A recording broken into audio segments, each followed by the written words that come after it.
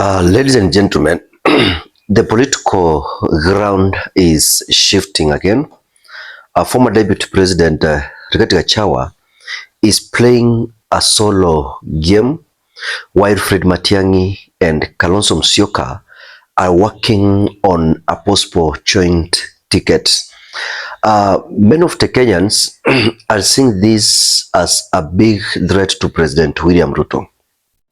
But the truth is, if these leaders they fail to work together, it could be the biggest chance for the president to win his second term. Welcome to my channel DMTV Kenya. If you're new here, kindly subscribe, turn on the notification bell, and go back and watch my 1 or 2 videos. And that's the only way you can support this channel. Today, I want to break down the latest political game. Gachagua's independent moves, Matiang'i's growing popularity, and Kalonzo's opposition strategy. On paper, this looks like a strong challenge to President Ruto. But when you look deeper, there are some cracks already showing in opposition. And these cracks could be the very reason why the president will secure his second term in 2027. I want to take you through this and see how this means when it comes to Kenyan politics. Rigathi Gachagua has refused to be boxed in with Matiang'i and Kalonzo Musyoka. He wants his own space in politics.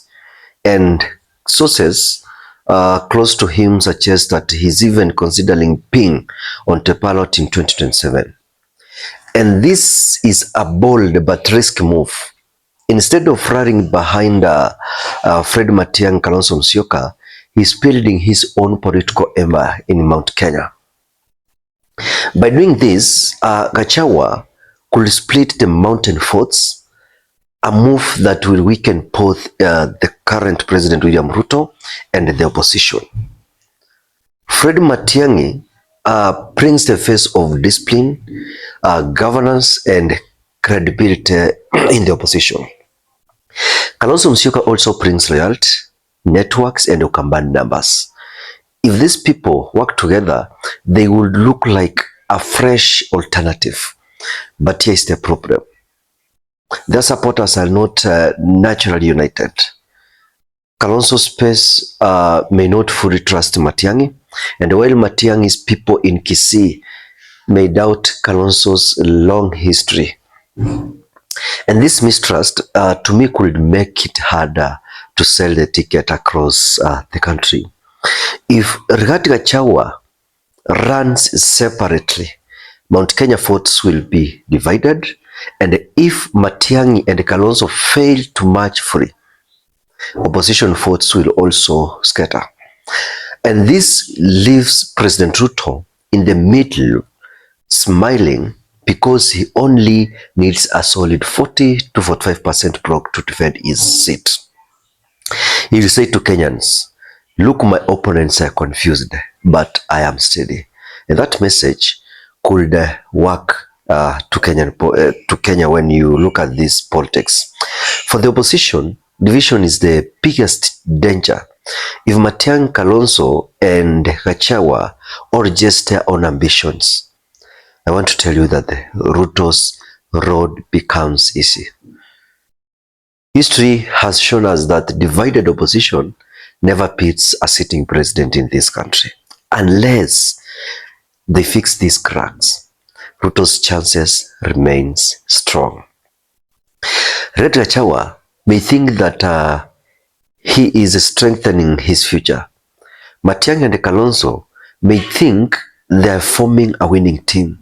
But unless they bring what we call unity, the biggest winner is William Ruto. And that's the reality of Kenya's politics today. Najua wengi wenu watasaniuliza kwa nini nafanya siasa ya kujaribu kukaa band. So that's the way I do my analysis, because This field of analysis, we have to look at all the candidates, and I have to bring their strengths, weaknesses, and the possibility of those who are likely to win. How can they win? What are they doing? The strategy they're employing, and the number from where they're trying to come from. So, ladies and gentlemen, I want to say that the bullying for these three guys will make the president to win his second term. Lakini, if they join and come together, they'll defeat President Ruto. And if you've been following how those who working close to the president are saying, they're fearing Fred Matiang'i. Fred Matiang'i looks strong.